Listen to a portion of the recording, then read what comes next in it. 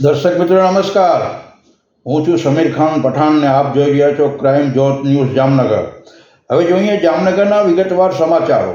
દર્શક મિત્રો, તાજેતરની અંદર ભારતીય જનતા પાર્ટીની કેન્દ્ર સરકાર દ્વારા સંસદની અંદર વિપક્ષના આશરે 143 સાંસદોને કોઈક મુદ્દાના કારણે સસ્પેન્ડ કરવામાં આવ્યા હતા।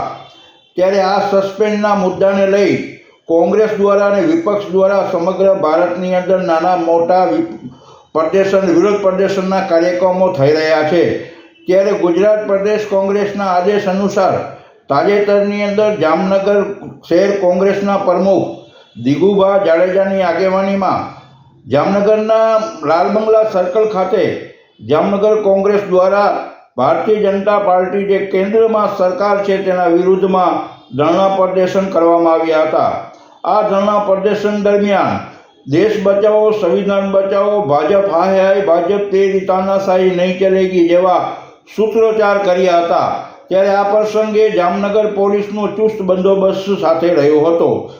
ત્યારે આ ધરણા પ્રદર્શન દરમિયાન જામનગર શહેર કોંગ્રેસના પ્રમુખ દિગુભા જાડેજાની આગેવાનીમાં જામનગર શહેર મહિલા કોંગ્રેસના પ્રમુખ નંજનબેન, જામનગર મહાનગરપાલિકાના વિપક્ષના નેતા ધવલભાઈ નંદા, જામનગર મહાનગરપાલિકાના પૂર્વ વિપક્ષના નેતા આનંદભાઈ રાઠોડ, જામનગર મહાનગરપાલિકાના કોર્પોરેટર એડવોકેટ જેનમબેન ખપી, ગુજરાત પ્રદેશ મહિલા કોંગ્રેસના મહિલા અગ્રણી સારાબેન મકવાણા, જામનગર શહેર કોંગ્રેસના મહામંત્રી પાર્થભાઈ પટેલ, જામનગર શહેર કોંગ્રેસના મહામંત્રી સાજીદભાઈ બલોચ, આ સિવાયના અન્ય કોર્પોરેટરો, સામાજિક કાર્યકર અને કોંગ્રેસના અગ્રણીઓ આ ધરણા પ્રદર્શનમાં ઉપસ્થિત રહ્યા હતા।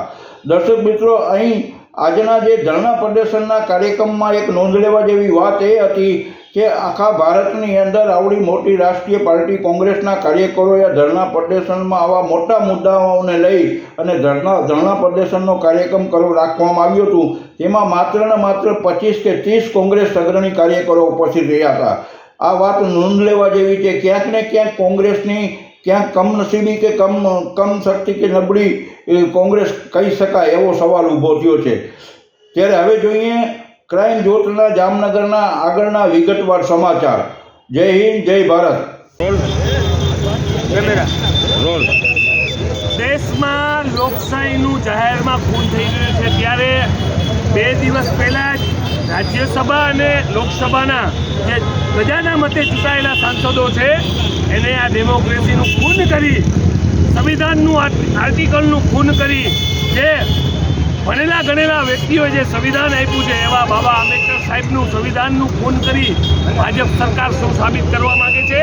માત્ર ને માત્ર એના પાપ જે દેશમાં આજે બેરોજગારી છે, જે દેશમાં આજે મોંઘવારી છે, આને છુપાવવા માટે અને જે લોકોએ સંસદ ભવનમાં જઈ અને ભાજપના જ એક સાંસદના પાસ ઉપરમાં એન્ટ્રી કરવામાં આવી, એને ક્યાંક ને ક્યાંક છુપાવવામાં આ 143 સાંસદોની હું એમ માનું છું કે સરજામાં એનું ખૂન કરવામાં આવ્યું હોય, લોકશાહીનું ખૂન કરવામાં આવ્યું હોય, ત્યારે કોંગ્રેસ સરકાર કોંગ્રેસના એક કાર્યકર્તાઓ અને ક્યારેય સાખી ના લે અને આ અવાજ રોડથી લઈ અને સંસદ સુધી ગુંજવામાં આવશે।